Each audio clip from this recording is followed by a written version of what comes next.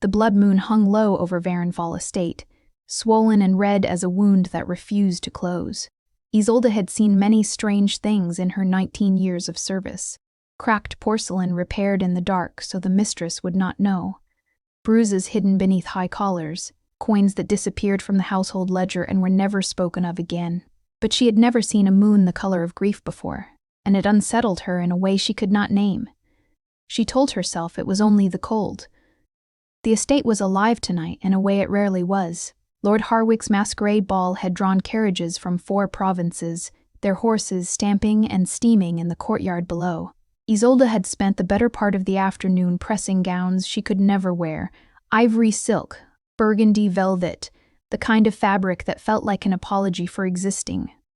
And now, with the guests fed and the wine flowing, she was meant to remain invisible, below stairs, in her proper place. She had only gone up to retrieve the silver trays left in the east corridor. She had only taken the servants' passage, the one that ran behind the tapestry walls like a secret the house kept from itself. That was where she heard it, a sound so faint, it might have been imagined. Half a sob, half a breath cut short. Female. Young. Isolde stopped walking. The tray balanced in her hands. The candle she carried guttered in a draught that should not have existed in a sealed corridor. She told herself it was the wind. She told herself it was none of her concern. But then it came again, that small strangled sound.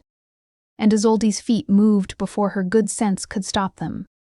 She pressed through the tapestry panel into the corridor proper. The torches here burned lower than they should have, as though something in the air was consuming their light. At the far end, near the arched window that overlooked the moors, 2 shapes stood in the dark. One small, one not. The large figure loomed, back turned, the smaller one pressed against the wall, still, too still, the way a bird goes. Still when a hawk is close. Isolde did not think. She crossed the corridor in 7 steps and swung her free hand hard across the dark figure's face. The crack of it was obscene in the silence. The silver tray hit the floor a heartbeat later, clattering against stone in a sound like scattered coins. For 1 full second, nothing moved. Then the figure turned. He was tall, extraordinarily so, draped in a coat the color of dried blood, his dark hair swept back from a face that was almost offensively beautiful. Not the soft beauty of young men at court, something older, architecture rather than flesh. The bones of him were too precise, too symmetrical, arranged with the cold perfection of a cathedral built to outlast centuries.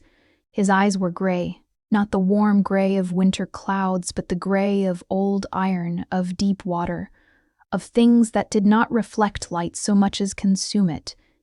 He looked at her. Isolde looked back. She became aware, slowly, of several things simultaneously. The sound of the small figure behind him slipping away down the corridor. A housemaid. She recognized her now. Petra, gone and safe. The fact that her palm was burning with a heat that had nothing to do with the slap, and the fact that every hair on her body had risen in unison, not in fear exactly, but in the way flesh responds to lightning. "You struck me," the man said. His voice was low, controlled, as if each word were chosen from a vast library and placed with terrible care. "I thought," Isolde stalked. What had she thought? That some drunkard lord was cornering a housemaid? She was not wrong in that assumption. But this was not a drunkard. Nothing about this man was drunk. Nothing about him was careless. He was the most deliberate thing she had ever encountered. "You thought correctly," he said, before she could finish. The admission startled her more than his face had. She looked at her hand. The burn in her palm had settled into something stranger. A low pulse, rhythmic, like a second heartbeat beneath her skin. In the red light of the blood moon coming through the arched window, she could see a faint mark blooming there. Not a bruise. Something else. Something that looked almost like a sigil drawn in shadows. "What is that?" she whispered. The man, if he was a man, looked at her palm. Something moved across his face, something swift and deeply suppressed, like a flame caught and immediately smothered. "A complication," he said. Isolde closed her fingers over the mark. The pulse intensified briefly, then steadied. "Who are you?" He did not answer immediately. He looked at her the way she imagined astronomers looked at stars, with a tension that was almost scientific. And underneath it, something that science could not account for. "Cassius," he said at last. Nothing more. No surname, no title. But the name landed in the corridor like a stone dropped into still water, and the ripples reached her before she understood why. She had heard that name once in her mother's stories, in the warnings her grandmother used to whisper over candle flames. Cassius of the Iron Throne, the king of the Varenfall Blood Court, a name spoken only in past tense, as though he were already legend, as though he were already dead. "You cannot be him," she said. "He has not been seen in 60 years. 63, he corrected, and the ghost of something crossed his mouth. Not quite a smile. Never quite a smile. "You should not have touched me. You should not have frightened that girl." The almost smile vanished. What replaced it was more complex. Not anger, not admiration, but something suspended between the two. Something that had no name she knew of. "Go back to your quarters," he said. "Do not speak of this." He turned. He walked away. He did not make a sound on the stone floor, and that detail frightened her more than anything else had. Isolde stood alone in the red-lit corridor, her palms still pulsing, the silver tray scattered at her feet, and understood with cold certainty that her life had just divided itself into before and after. She did not yet know which was worse. Sleep did not come for Isolde that night. She lay on her narrow bed in the servants' quarters, listening to the stone breathe around her. The estate always made its sounds at night, the groan of old timbers, the whisper of drafts through gaps in ancient mortar. But tonight those sounds felt different, closer. As though the walls were paying attention, her right hand lay open on the blanket beside her. In the pale light of the half-shuttered window, the mark was still visible. It had faded slightly from the dark complexity it had shown in the corridor, but it had not disappeared as any ordinary bruise would. It rested in the center of her palm like something branded rather than born. 4 interlocking lines in an arc, bisected by a vertical stroke, the geometry too precise to be accidental. She had seen marks like this once before, in her mother's skin. The memory surfaced before she could stop it. Her mother, Marin, in the last winter of her life, showing Isolde her right palm with an expression that was equal parts resignation and love. "This is inheritance," she had said. "Don't let them tell you it is a wound." Isolde had been 11. She had not understood. Her mother had died before the spring. She pressed her fingers together now and felt the pulse again. Steady, almost companionable. Nothing like pain. More like the memory of someone else's heartbeat. She must have slept eventually, because she dreamed. The dream had no color. It was all architecture. Vaulted ceilings, columns carved with figures she couldn't quite resolve, a throne room so vast that the far wall was hidden in shadow, and at the center of it, seated on a throne of black iron, a figure who was not quite Cassius and yet unmistakably him. Younger in bearing, if not in face. Less controlled. His hands gripped the armrests as though he were holding himself in place by force of will alone. And his eyes, those iron-gray eyes, were fixed on something she could not see, something that was burning. She woke to the sound of bells marking 4 in the morning, her palm pressed against her sternum, her breath uneven.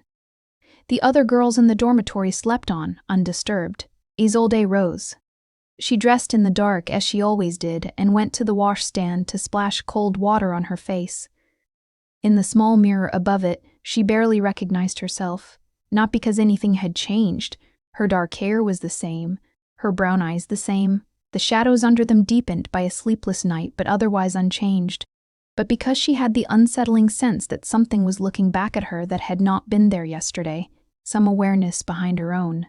She shook the feeling off and went to work. The morning was ordinary in all the ways that mattered. She carried water.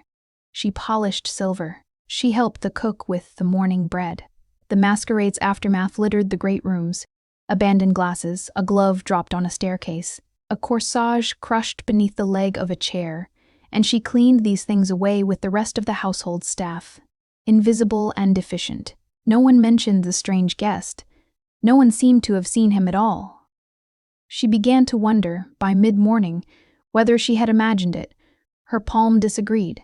It was near noon, in the linen room where she had retreated to inventory the tablecloths from the previous night, that she felt it, a sudden, sharp intensification of the pulse, as though whatever slept in her hand had startled awake. She pressed her back against the shelving and gripped the mark with her other hand, breathing through the sensation, and in the half-second that it peaked, she saw something. Not a dream, too clear to be a dream, too brief to be a vision. More like a memory playing in a medium she had never possessed before. A corridor, different from the one last night. Stone older, more worn, torches instead of gaslights, and Cassius walking it alone, his shadow thrown long and sharp ahead of him, his hands clasped behind his back, his steps measured and deliberate as a man who has learned not to hurry because he has too much time. The image dissolved as quickly as it had come. Isolde stood among the tablecloths, breathing. "You saw something." She spun. In the doorway of the linen room stood an elderly man she had not seen at the estate before, small, precise, dressed in severe black, his white hair cropped close to his skull. His eyes were light brown and extremely alert, with the look of someone who had been paying attention for a very long time. "Who are you?" she asked, keeping her voice even. "My name is Theron," the old man said. "I serve Lord Cassius, as my father did before me and his father before him." He paused. "I have been looking for you since last night." Isolde's spine straightened. "Why?" He looked at her palm. He did not ask to see it. He simply looked at where she was holding it, and his expression carried the weight of something long anticipated. "Because the mark does not appear on ordinary skin," he said quietly. "It appears only on those whose blood carries the old covenant. I had believed that line extinct." Something that might have been relief moved across his features, complicated by grief. "Your mother's name was Marin, yes? Marin of the Coldwater Valley?" Isolde's throat tightened. "How do you know that?" "Because Lord Cassius has been searching for her for 30 years, Theron said. "He did not know she had a daughter." He looked at Isolde with an expression she would not understand until much later. The look of a man watching the final piece of a very old puzzle fall into place. He knows now. He stepped back from the doorway, making space. "He would like to speak with you," Theron said, with the careful neutrality of a man who had spent his lifetime translating between very different kinds of being. "This evening.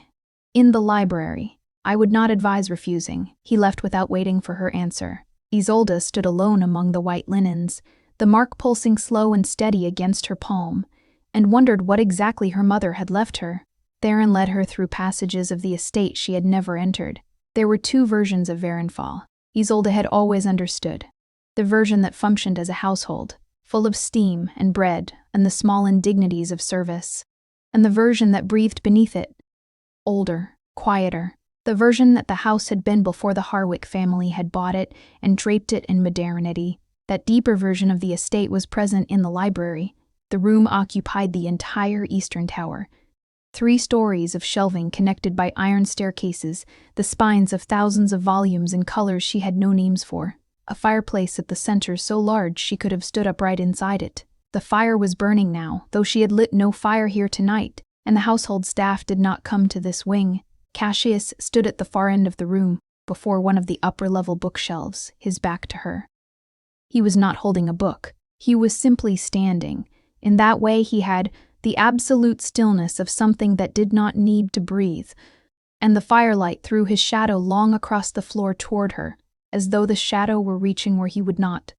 Theron withdrew without a word. Isolde crossed the room. Her footsteps seemed very loud. "Sit," Cassius said, without turning. He gestured toward the 2 chairs before the fire with a slight movement of 2 fingers, economical, as though he had long since stopped using more motion than was required. She sat. He descended the iron staircase with a silence that still disturbed her, that absence of sound from a man his size, and settled into the opposite chair with the unhurried quality of something that had all the time there was. In the firelight, he looked marginally more human. The shadows filled in the places where his face was too precise, softened the architecture of him into something only almost impossible. He looked at her for a long moment before speaking. "You are Marin's daughter," he said. Statement, not question. "Yes." "She never told you about the covenant." "She told me to call the mark inheritance and not let anyone say it was a wound." Isolde paused. She died before she could explain more. Something moved in his face. Very small, quickly controlled. "How old were you?" 11. He looked away. Into the fire. "She should have told you sooner." The words carried an undertone she could not identify. Not quite guilt, not quite grief. Something between the two that had hardened with time. "What is the covenant?" Isolde asked. "A binding made between my bloodline and hers, several generations past." His voice was measured, each word carrying the same quiet weight. "Her ancestor and I made an agreement in exchange for protection, a protection that passed through blood. The mark appears in every generation that carries the obligation." "What obligation?" He looked back at her. The iron eyes were steady. "That is a longer answer." "I have time." He almost smiled. Again, not quite. The ghost of the expression moved through his features like light through deep water. "You are uncommonly direct for someone in your position." "My position being someone who accidentally slapped you. Your position," he said carefully, "being someone who should be afraid of me and is not." It was not a reproach. It was an observation, delivered with the precision of a man who found unexpected things worth noting. "I'm not afraid," Isolde said honestly, "but fear doesn't help me understand, and I find I need to understand." He studied her. She did not look away. She had found, in the 11 years since her mother's death, that looking away from things only made them larger in the dark. "The blood covenant," he said at last, "carries a protective bond. When your ancestor entered it, she bound her bloodline to mine, which means any threat to her descendants is, by the laws of my kind, a threat answered by me." He paused. "This is why the mark appeared when you touched me. The bond recognized you. It activated. And now? Now it connects us." He said it simply, without weight, the way one might announce a weather change, matter of fact, unavoidable. "I will know when you are in danger. I will be drawn to it. That is not a choice." Isolde looked at her palm. "How long has it been since someone carried the mark?" "Your mother carried it. She went to ground in the Coldwater Valley after she learned of certain developments among my kind troubles that made the covenant dangerous to acknowledge openly. I believed she had no children." His jaw tightened, almost imperceptibly. "I was not well informed." The fire crackled. Outside, the wind moved through the moors with a sound like breathing. "The girl last night," Isolde said. "Petra, was she in genuine danger?" He was quiet for a moment. "The man she was with serves one of my rivals," he said. He was testing the estate's occupants for sensitivity to suppressed glamour, a detection technique. She wandered into his radius. She was not his target. "Who is his target?" He looked at her. The answer was obvious before he spoke it. "Me," he said. "Or anyone connected to me." A pause. "Which now includes you." The fire shifted. The shadows in the room rearranged themselves around it. Isolde sat with that information and felt its weight settle into her chest. Not panic, but something more complicated. The specific quality of understanding that a path, once begun, does not easily reverse. "What do I do?" she asked. "For now," Cassius said, rising from his chair in that fluid, soundless way he had. "You go back to your quarters and you behave exactly as you always have." He looked down at her, and the firelight caught the gray of his eyes and made something move inside them that he did not acknowledge. "You are safest when unremarkable." It was not a compliment, but it was, in its way, a promise. Isolde rose. She walked toward the door. At the threshold she paused. "You searched for my mother for 30 years, she said, without turning. "Why?" He did not answer immediately. The silence stretched long enough that she was sure he would not. Because she was owed a debt, he said at last from somewhere behind her. And I pay what I owe. She left the library. She carried the answer with her all the way to her narrow bed, turned it over in her hands like a stone that might be something more, and found she could not determine its shape. It happened on a Tuesday, in the plainest possible way. Yolda was in the kitchen preparing the afternoon tea service, slicing bread, her hands moving in the efficient rhythm of long habit. When the knife slipped, it was a small cut, shallow, along the base of her left index finger. The kind of injury that happens a dozen times in kitchen service and is wrapped in cloth and forgotten. She registered it with mild irritation, pressed the cut against her apron, and reached for the breadcloth and then stopped. Because the smell hit her before she heard him move. She did not understand that was what happened, not at first. She only knew that the air in the kitchen changed the way air changes when a door opens onto winter, the way pressure shifts before a storm. And then Cassius was in the kitchen doorway. He had not been announced. He had not knocked. He stood in the doorframe the way he stood everywhere, perfectly still as though stillness were a choice continuously made, and his eyes were fixed on her hand. The cook, Mrs. Fenwick, looked up from the range. Her face changed. She set down her spoon, untied her apron, and walked out of the kitchen through the back without a single word, with the practiced speed of a woman who had learned certain cues. Isolde and Cassius were alone. He crossed the kitchen in 3 steps. He stopped before her, close enough that she could see the particular quality of his stillness more clearly than she had been able to in the library's firelight. It was not the stillness of calm. It was the stillness of something held. "Let me see," he said. His voice was lower than usual. The control precision was still there, but something beneath it had tightened, a string pulled to the edge of its tension. She held out her hand. He took it. The contact sent a shock through the mark in her right palm, a sudden flare of warmth that was entirely distinct from the small pain in her left hand. He held her injured finger with a care that seemed almost disproportionate, and looked at the cut, which was, in the flatly practical light of day, no more than a red line the length of her fingernail. He did not release her hand. "This is," she began. "Don't speak," he said, not unkindly, with the concentrated focus of someone managing something with intense precision.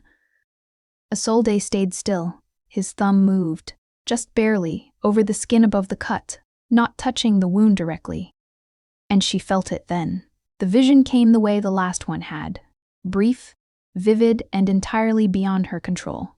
She was standing in a field, but the field was wrong. The grass was silver instead of green, and the sky above was the red of the blood moon, and the air tasted of iron. And she was not Isolde. She was looking through different eyes, but they were her eyes in the way that dreams transpose familiar and foreign without announcement. She was running. The thing behind her was enormous and dark, and ahead of her, far ahead, impossibly far, was a light. The light was a man, standing still. She knew the shape of that stillness. The vision broke. She was back in the kitchen, her hand still in Cassius's. Her breath had sharpened. He was watching her face with an expression that was no longer controlled in the way it usually was. The mask was there, but the edges of it had slipped, and what showed at the edges was not what she expected. Not hunger, though she had braced for that. Something closer to recognition. Something that looked, if she dared name it, like the expression of a man who has spent a long time in the dark and has just seen, without warning, a candle lit. He released her hand. "What was that?" she asked. "Blood memory." He stepped back. The mask settled. When the bond is active and blood is drawn, it shares memory. Divisions are fragments, pieces of the Covenant's history as it was experienced. Whose memory? He was quiet. "Mine," he said. She looked at him. At the careful composure of him. "You were waiting for someone," she said quietly, recalling the vision. "In the field. You were." She paused, reaching for the right word. "You were the light." Something happened in his face that he did not permit to fully occur. He turned away, toward the kitchen window, and the afternoon light fell on his profile. That impossible profile, too old for the face it inhabited. "The visions are not always literal," he said. Do not interpret them as such. You're telling me not to trust what I saw? I'm telling you that blood memory is symbolic.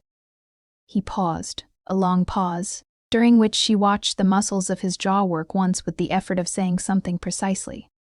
It shows what the bond perceived, not necessarily what occurred. And what did the bond perceive? He did not turn back. Outside the window, the moors stretched under a gray and indifferent sky. That you were the end of something very long, he said very quietly, and the beginning of something I have not permitted myself to contemplate. The kitchen was silent around them. Somewhere in the upper floors, a clock chimed the hour. Isolde pressed the cloth back against her cut.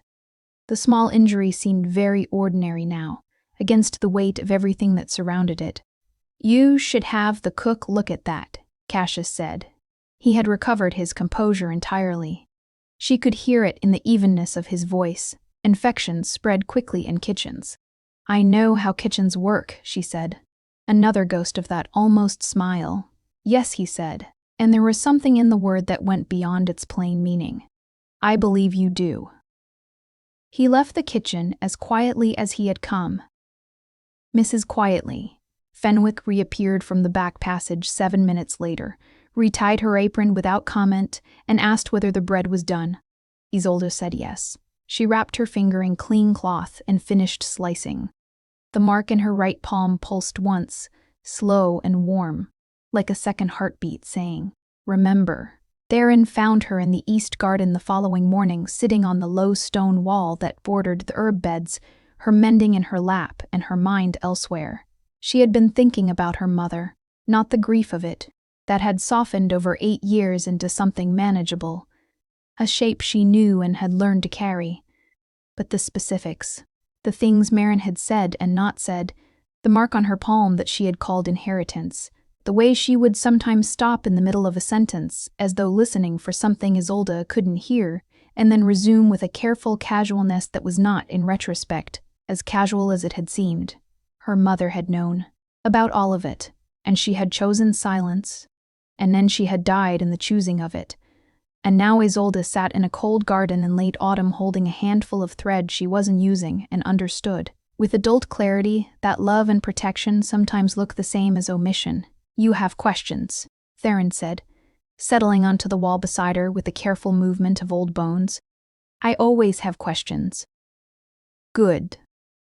He folded his hands in his lap, then asked them. My mother, she said, tell me what you know about her. Theron was quiet for a moment, in the gathering way of someone organizing a long history into a form that can be given without breaking the receiver. Your mother's family, he said, bore the covenant mark for 6 generations. The original bond was made between Lord Cassius and a woman named Aldeth, your 6 times great-grandmother, roughly. She was a physician in the city that stood where this estate now stands, and she rendered him a service at a time when he was compromised, vulnerable, in the way that his kind rarely permit themselves to be. What service? She kept his location secret from those who were hunting him, at significant personal risk. Theron paused. He offered her the protection of the blood covenant in exchange. She accepted. The covenant passed through her bloodline, mark to mark, generation to generation.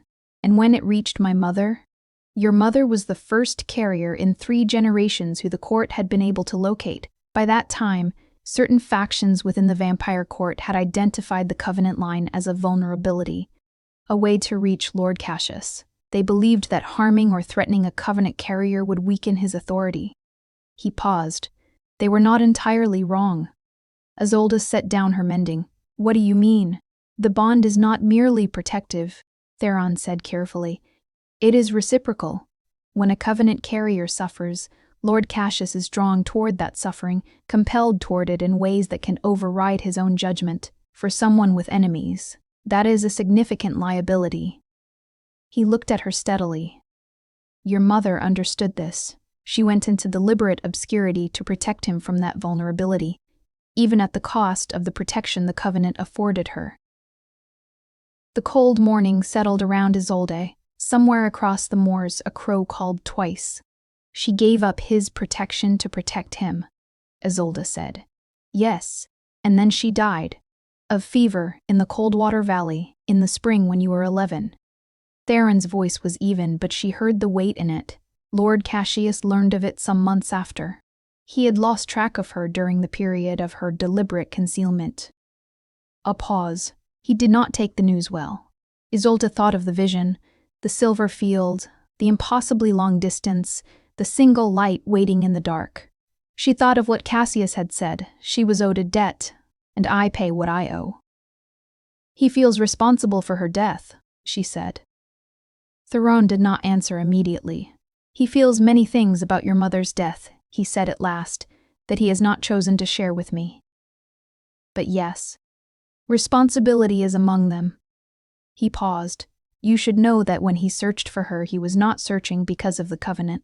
The covenant had already severed when she went into hiding. Covenant bonds require proximity and acknowledgement to remain active. He searched because... He stopped. Because what? Theron looked out over the moors. The light was pale and flat, the sky the color of old pewter. Because Marin was a kind woman, he said quietly, who showed no fear of him in a time when a great deal was trying to make him afraid of himself. He valued that. A pause. More than he would say. Isolde sat with that for a long moment. And now I'm here, she said. And now you're here, with the activated covenant, which is stronger than it has ever been in my memory. The mark appeared instantaneously on contact, which has not occurred in the last 4 generations at all. The activation typically requires a deliberate ritual. He looked at her palm. The bond recognized you immediately, which means either your blood carries an unusually concentrated expression of the line, or what? He chose his words with the precision of a watchmaker, or the bond has been waiting a very long time for precisely you. Isolde unwrapped the cloth from her finger. The cut had closed cleanly, faster than cuts usually closed. In the center of her right palm, the mark rested in its complex geometry, quiet and steady. She had grown up with nothing, the daughter of a seamstress who died too young, in a cottage in a valley that no one outside it had reason to visit. She had come to Varenfall estate with 2 dresses and a small box of her mother's things. She had understood herself to be unremarkable in every material sense. She did not feel unremarkable now. She felt, for the first time in a very long time, like something that was going to be required of. What happens next? She asked. Theron stood, brushing frost from his coat. Lord Cassius has received a communication from the Blood Court, he said. They are aware of the activated covenant. Representatives will arrive within the fortnight. He looked at her, and the careful neutrality of his expression cracked briefly to show something genuinely worried underneath. I would advise that you learn as much as possible about who you are before they arrive. He walked back toward the estate. Isolde remained on the cold stone wall, her palm open to the gray sky. 3 nights after Theron's disclosure, a storm came off the moors. It was the kind of storm that felt intentional, that gathered with a purpose rather than the weather's usual indifference, that pressed against the windows of Varenfall in specific ways, testing glass and mortar as though looking for an entrance. Isolde sat in the kitchen after her work was done, listening to it, and felt the mark in her palm respond to the thunder with a rhythmic intensification she had almost grown accustomed to. Almost. She was not surprised when the kitchen door opened, and Cassius stood in the frame. Come, he said. She went. He took her deeper into the estate than she had been, past the library, past the old portrait hall, down a staircase she had not known existed, cut directly into the bedrock of the hill the estate rested on. The walls here were not plastered. They were stone in its first state, unfinished, carved rather than built, and the torches that burned in their iron brackets were far older in design than anything else in the house. He stopped in a room at the bottom of the stairs. It was not large. It was circular, the ceiling low, the walls carved with the same geometric patterns that were in her palm. Larger, more complex, but unmistakably the same grammar of line and arc. At the center of the room was a table of black stone, and on the table a single object, a mirror, oval framed in iron, its surface dark. What is this room? She asked. It was here before the estate, he said, before anything on this hill. It was here when I first came to this land, a very long time ago. He looked at the mirror. There are things you need to see. The mirror shows what the suppression glamour hid, he said. From you, from your mother, from every carrier of the line who lived under the Covenant's protection. He stood beside the table and looked at her. In the underground light, he looked older than he had anywhere else. Not in years, since his face refused to age, but in something that existed behind it. The weight of accumulated time, pressing through from the inside. The Covenant, he said carefully, was not only a protection bond. Isolde waited. What I told you was true, he continued. Your ancestor aided me. I offered protection. That is all true. A pause. What I did not tell you, what I should have told you, is that the Covenant was also a prophetic bond. Prophetic. A seer among my kind, in the time of the original Covenant, declared that the line of women who carried this mark would eventually produce the one who could break the suppression glamour I had placed over myself. He said it the way someone confesses something. They have practiced confessing, with precision, without self-pity, but with the specific quality of something long held finally set down. The glamour has been in place for 300 years. I placed it voluntarily to suppress. He paused. Certain aspects of my nature that I found ungovernable. What aspects? He looked at the dark mirror. The bond hunger, he said. The drive to claim, to mark, to possess. Not in the crude sense, but in the ancient sense. The impulse of my bloodline, in full, is toward permanent bonding, the choice of one person, held above all others, across any number of years. I placed the glamour to suppress it because the last time I followed that impulse it ended in grief. He was silent for a long moment. Hers, not mine, which is the only grief that matters. Isolde listened. The storm moved overhead through the stone. And the glamour is, she started. Unraveling, he said. From the moment you touched me, from the moment the Covenant activated. He looked at her, and the iron-gray eyes were entirely unguarded in a way she had not seen from him before, not vulnerable. He was not the kind of being that became vulnerable, but honest, in the way that old things become honest when they have carried a truth too long. The prophecy was that the right bearer would break what I had built. I had not anticipated it happening in quite this manner. By being slapped, she said. The ghost of that almost smile appeared and, for the first time, became something slightly more than ghost. By being seen, he corrected softly. That is what the prophecy actually said, not touched, seen. A pause. You saw Petra. You saw danger and you acted without calculation. You saw me, the reality of me, in the corridor, and you did not flinch away. He looked back at the mirror. The glamour suppresses the bond hunger by requiring a kind of not seeing. I had to not see anyone for 3 centuries. It required that I remain entirely removed. Isolde thought of the portrait hall upstairs, of the space he took up in every room, present but apart, inhabiting proximity without entering it. She thought of 63 years of no one reporting a sighting. You were hiding in plain sight, she said. I was hiding from myself, he said. The estate, the position, the maintained distance, these were the architecture of the glamour. They required regular reinforcement. He paused. They are becoming harder to maintain. Isolde walked to the mirror. She looked into its dark surface and saw for a moment her own face, and then something else behind it. The same woman, but older, and standing in different light, and holding something in her marked palm that burned. What do I do with this? She asked. I don't know yet, Cassius said, and the admission, the simple, unguarded admission from a 300-year-old creature who had managed himself into unfeeling, landed in the room like the first drop of rain before a storm. That's the most honest thing you've said to me, Isolde said. Yes, he said. Behind them, the dark mirror flickered once and went still. They came on the 9th night after the storm. Isolde knew they were coming before Theron told her. The mark had warned her, pulling taut as a plucked wire by mid-afternoon, the pulse in her palm shifting from its usual slow rhythm to something sharper and more insistent. By the time the carriages appeared on the moor road, each one black and unmarked and trailing a cold that seemed independent of the evening air.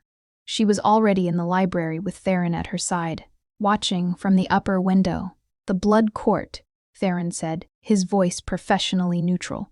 "4 representatives. I recognize 3 of them. The 4th is new."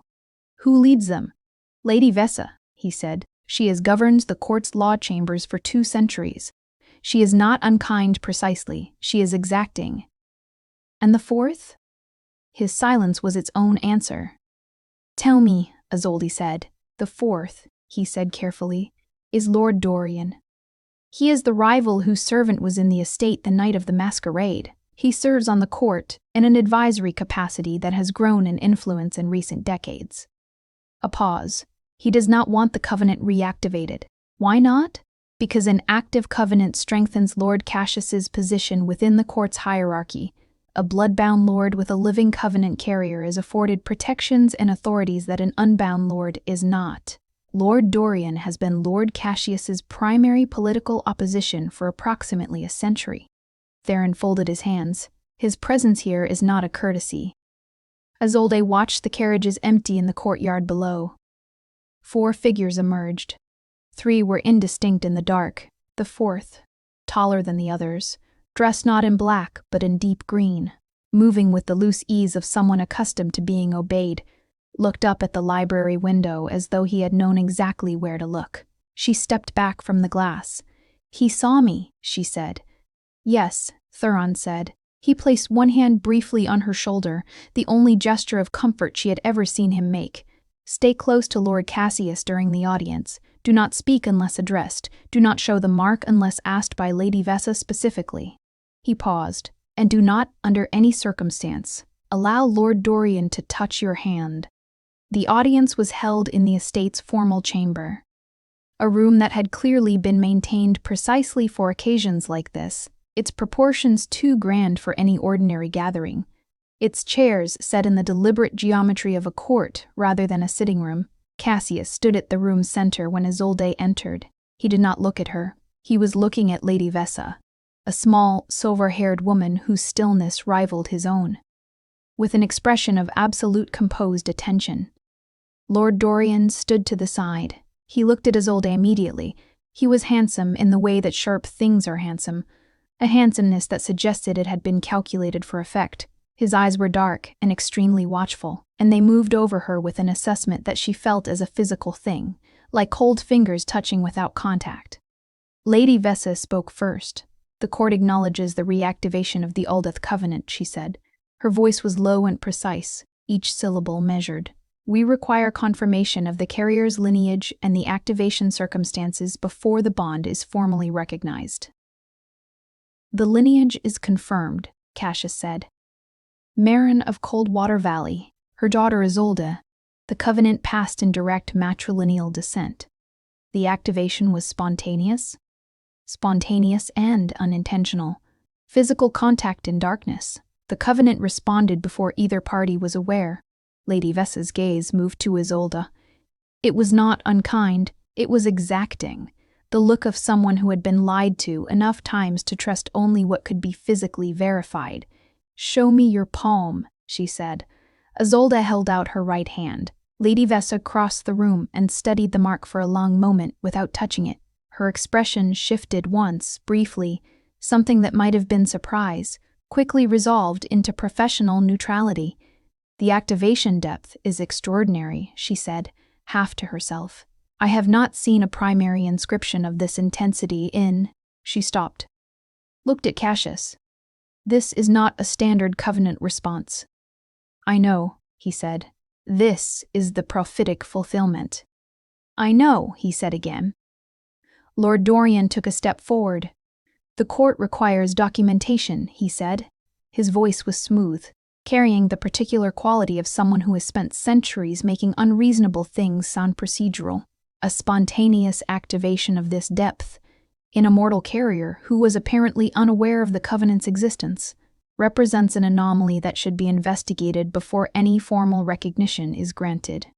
"The anomaly is explained by the prophecy," Cassius said with the same evenness he used for everything.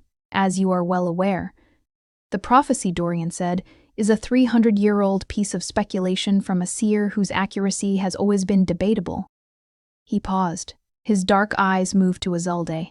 The girl could be a fabrication, a deliberate plant by those with an interest in strengthening your position artificially. The room changed. It was subtle. No raised voice, no sudden motion.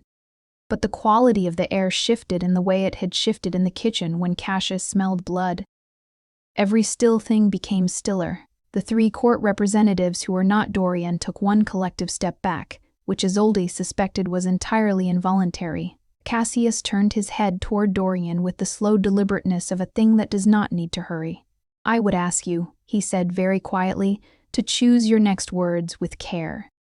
Dorian held his gaze for 3 seconds, which, Isolde understood instinctively, was a very long time, before inclining his head in a precise, minimal acknowledgement.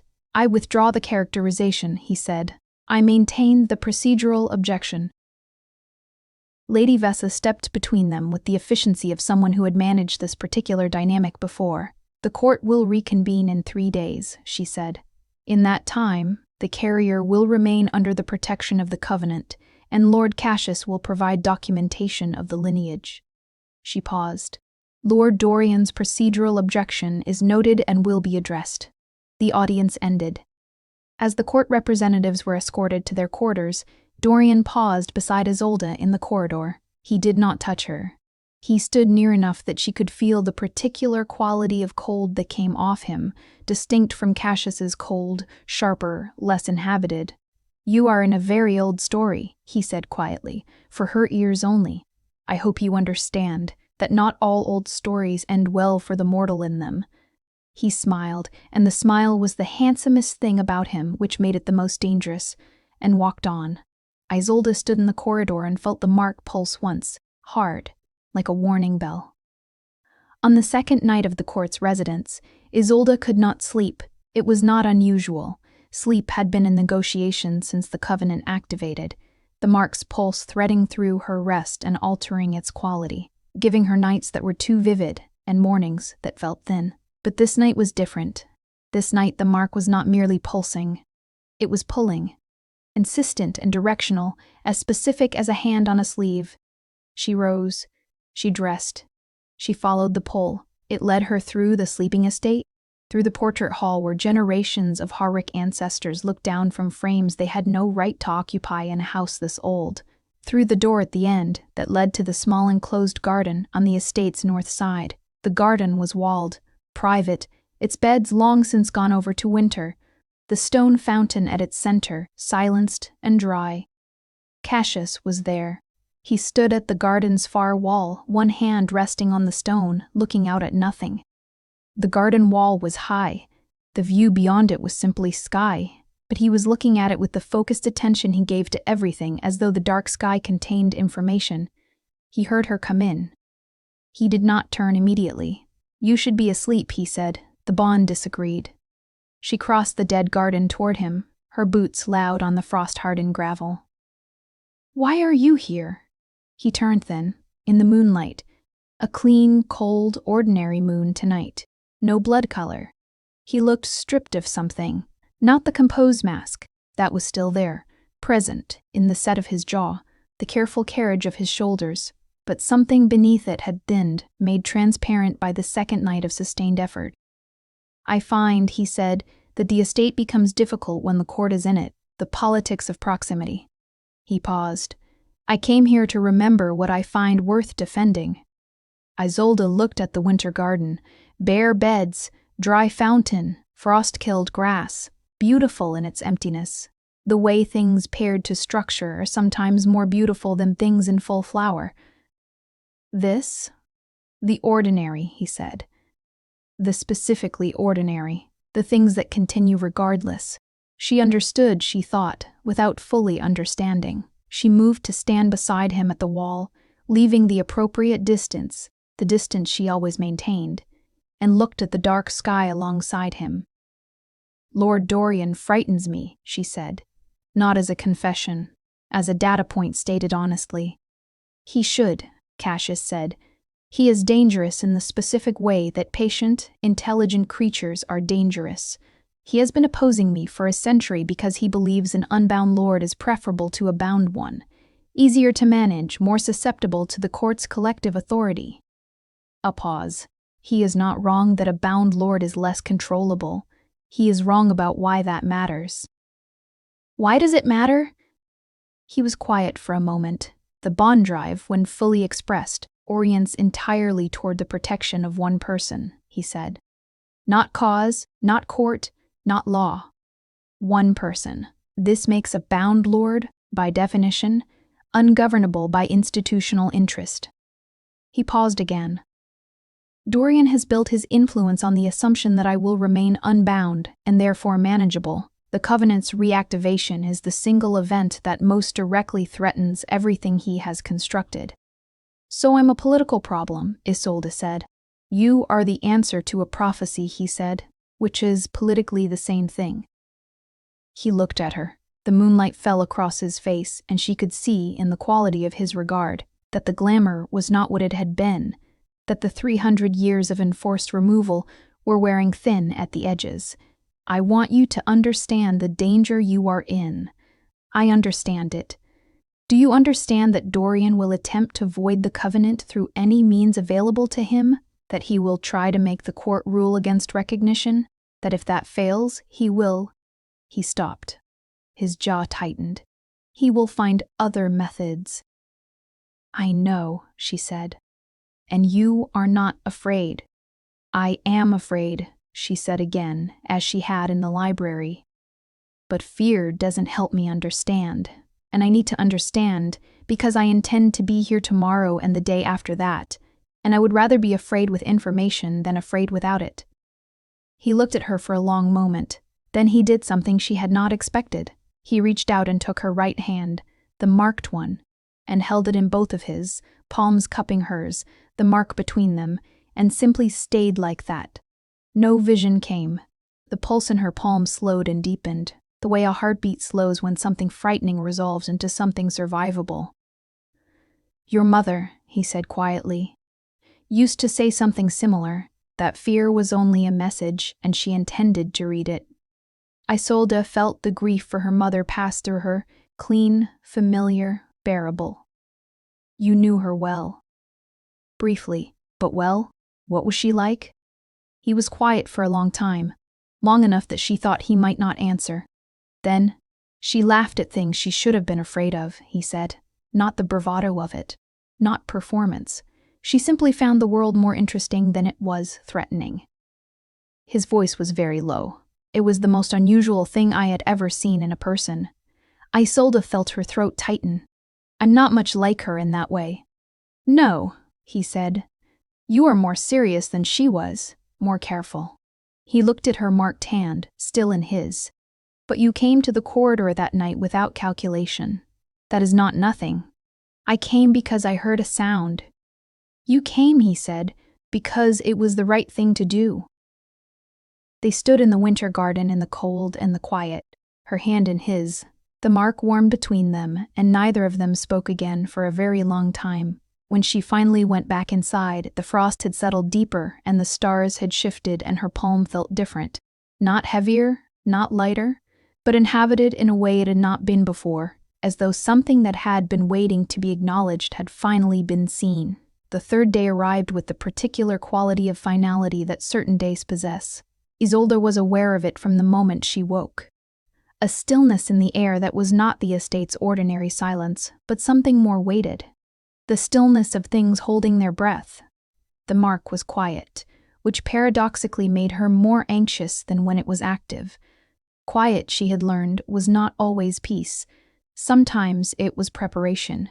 She dressed carefully. It was not vanity. She had little enough to be vain about, owning 2 serviceable dresses and no jewelry beyond her mother's plain silver ring. But it was intention. She chose the darker of her 2 dresses, the one with the high collar that her mother had embroidered in small dark stitches around the cuffs, and she wore her hair simply. She was what she was. She would present it without apology. Theron met her at the bottom of the staircase. The court convenes in an hour, he said. Lord Cassius asks that you join him in the library before then. She found him standing at the library center window, which overlooked the formal drive. He turned when she entered. He looked at her with the thoroughness he brought to everything, and something moved in his face that she had become, over these strange days, able to distinguish from the controlled mask that covered it. He looked resolved. Dorian has filed a procedural challenge with Lady Vessa, he said.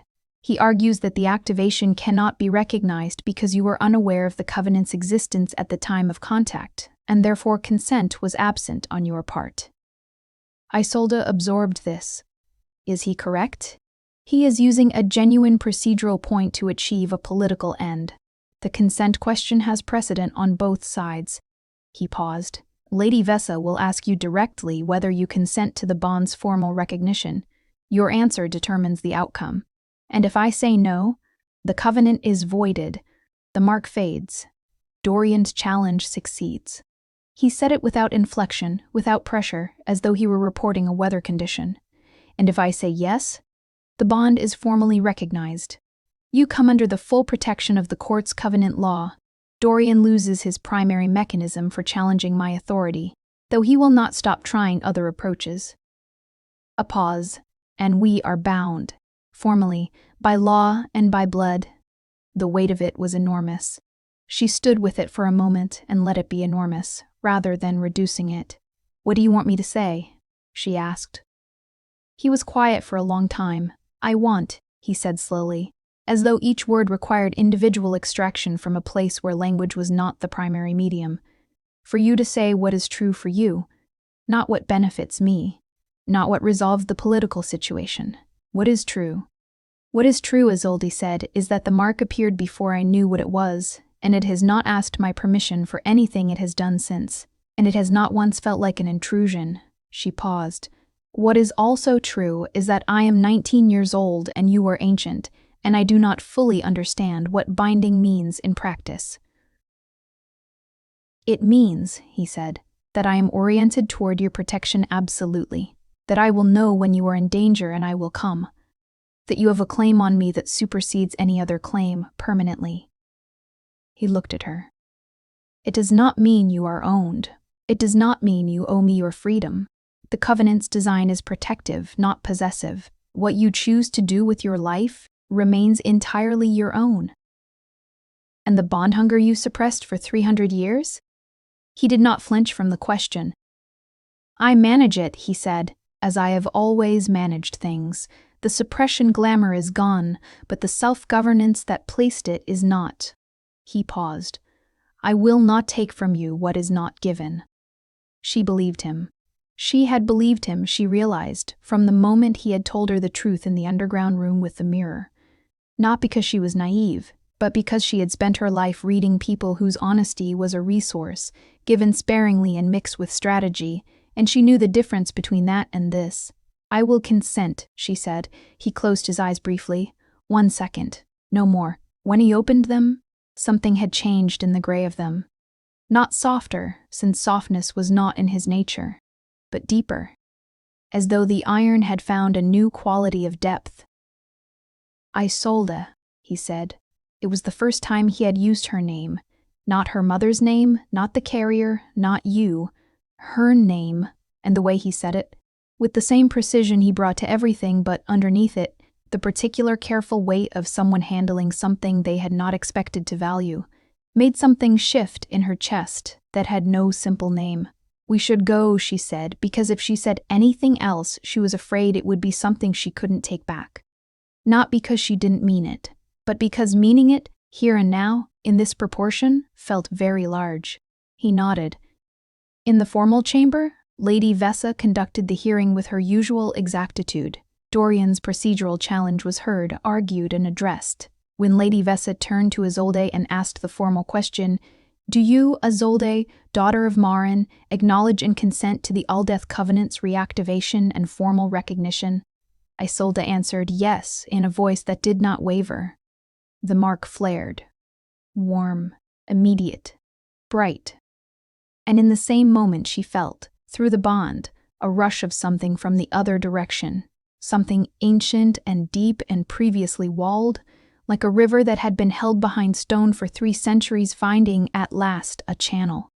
It was not overwhelming, it was not frightening, it felt like being seen. Dorian's expression, when she looked at him, was a study in controlled fury. He left the chamber without speaking. Lady Vessa declared the covenant formally recognized and closed her book, and that was that. An ancient thing, completed, a prophecy, at last fulfilled. Isolde stood in the formal chamber with the mark burning bright and steady in her palm, and felt, for the first time in her life, entirely located. The blood court left the following morning. Lady Vessa departed with the formal courtesy of someone who has accomplished what she came to do. Her acknowledgement of Isolde measured and genuine in equal parts, a nod that carried within it the weight of legal recognition. The other 2 representatives followed. Dorian departed last, and as his carriage rolled down the moor road, Isolde watched from the library window and felt the specific relief of a threat not eliminated but diminished. A door not locked, but closed for now. The estate exhaled, or she did. Perhaps it was the same thing. In the days that followed, the covenant settled into her life the way significant things settle. Not with announcement, but with gradual presence. A slow integration that made the world before it seem, in retrospect, strangely thin. The pulse in her palm was constant now. Part of her body's rhythm the way her own heartbeat was, no longer startling, no longer something to manage around.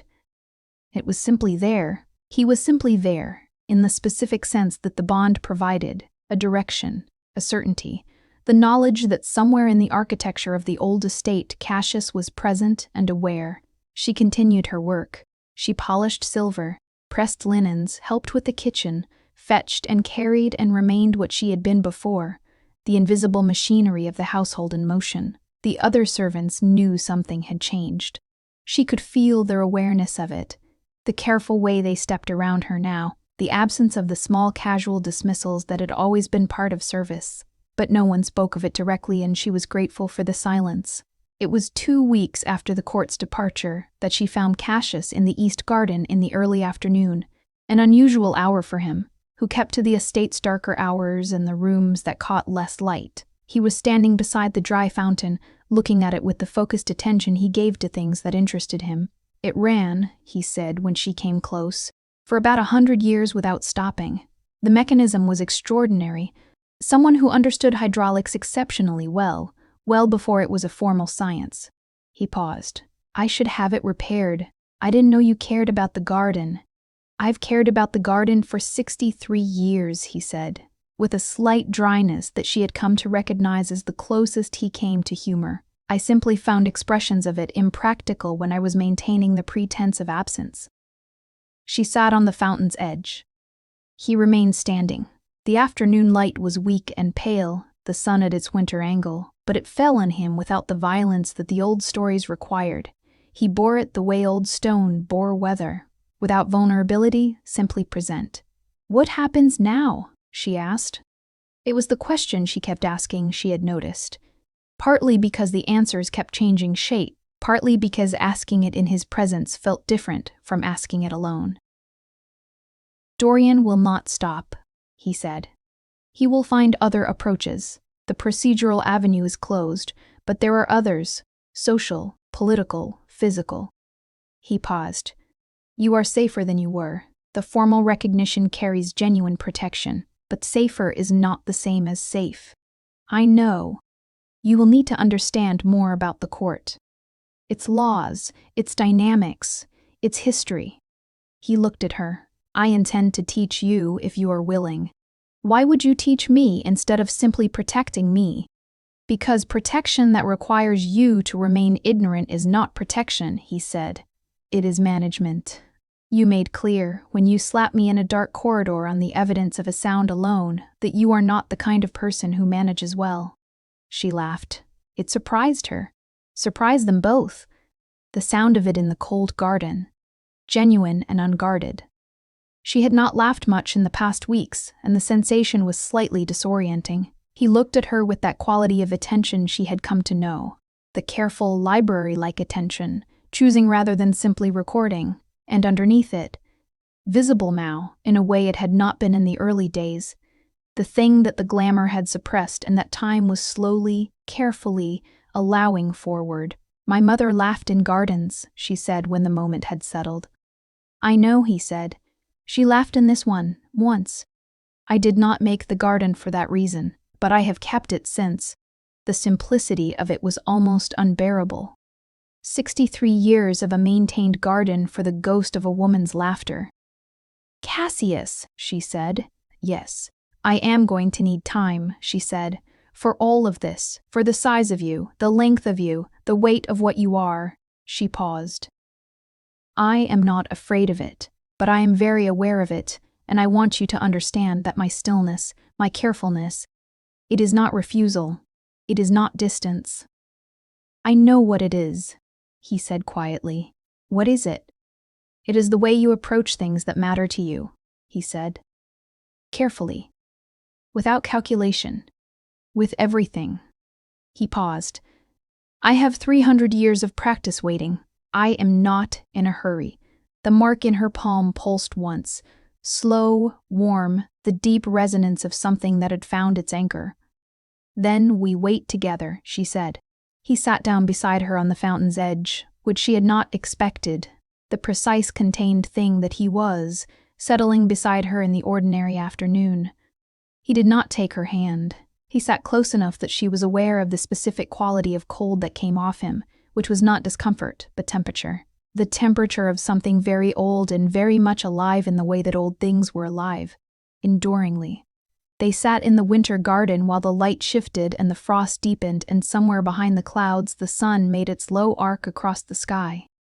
She thought of her mother. She thought of the silver field in the blood memory, and the light standing still in the distance, and the long, long run of distance between them. She thought of what it meant that the distance had been crossed, not in the way of stories that concluded neatly, in the way of things that began with truth and intended to continue, slowly, carefully, with the specific bravery of people who had learned that love's first requirement is endurance. The covenant pulsed between them, steady as a second heartbeat. The garden held its breath, and in the oldest part of the house, below the stone and the centuries, the dark mirror showed two figures sitting together in winter light. It showed them as though the showing were a promise.